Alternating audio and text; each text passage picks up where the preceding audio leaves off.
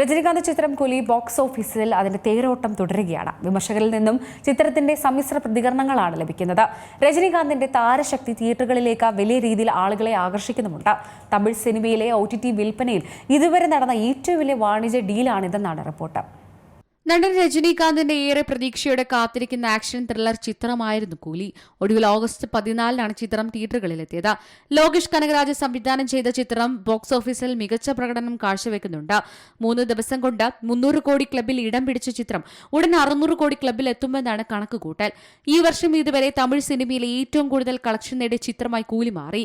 ഇന്നത്തെ ഏറ്റവും തിരക്കേറിയ സംവിധായകരിൽ ഒരാളായ ലോകേഷ് കനകരാജിനൊപ്പം നടൻ രജനികാന്ത് ആദ്യമായി പ്രവർത്തിക്കുന്നു എന്ന പ്രത്യേകതയും ചിത്രത്തിനുണ്ട്. പക്ഷെ നിരൂപകരിൽ നിന്നും ചിത്രം നേടിയത് മോശം അഭിപ്രായമാണ്. തിരക്കഥയിലെ പഴുതാണ് എല്ലാവരും എടുത്തു പറയുന്നത്. കൂലിയുടെ OTT സ്ട്രീമിംഗ് അവകാശം ഇതിനകം തന്നെ വിറ്റുപോയിട്ടുണ്ട്. ആമസോൺ പ്രൈം വീഡിയോസ് ആണ് ചിത്രത്തിന്റെ OTT പാർട്ട്ണർ. സെപ്റ്റംബറിൽ സ്ട്രീമിംഗ് ആരംഭിക്കും. പക്ഷേ കൃത്യമായി തീയതി പ്രഖ്യാപിച്ചിട്ടില്ല. സെപ്റ്റംബർ 11 അല്ലെങ്കിൽ 12 എന്ന് പലരും പറയുന്നുണ്ട്. രജനികാന്തിനെ കൂടാതെ നാഗാർജുന, സാബുൻ ഷാഹി, ശ്രുതി ഹാസൻ, ഉപേന്ദ്ര, സത്യരാജ്, രജിത റാം, കാളി വെങ്കട്ട, കണ്ണരവി, അമീർ ഖാൻ തുടങ്ങിയവരും ചിത്രത്തിൽ അഭിനയിക്കുന്നുണ്ട്.